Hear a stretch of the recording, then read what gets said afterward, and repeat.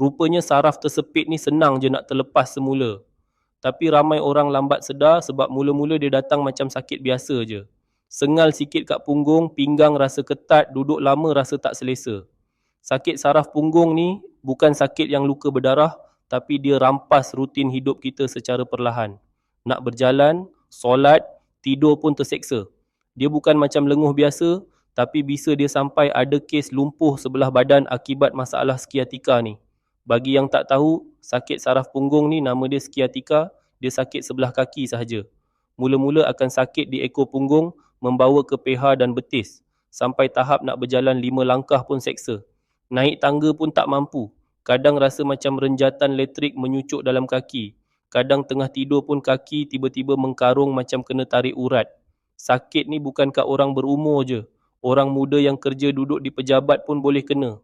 Wanita hamil pun boleh kena. Malah orang lelaki yang suka letak dompet kat poket belakang seluar pun boleh kena.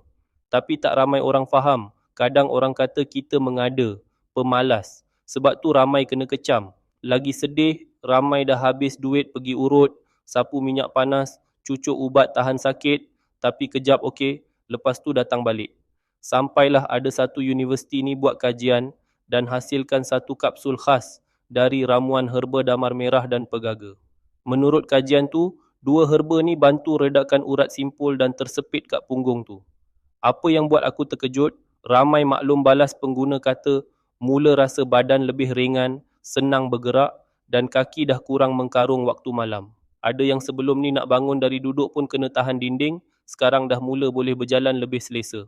Sebab tu kalau kau jenis, duduk lama terus mencucuk sakit punggung menjala ke kaki, kaki kebas atau rasa renjatan elektrik, jangan tunggu sampai jalan pun dah heret kaki baru nak cari ikhtiar. Tekan je link bawah ni sekarang. Aku berani recommend sebab ramai dah dapat manfaat kesembuhan. Klik sekarang.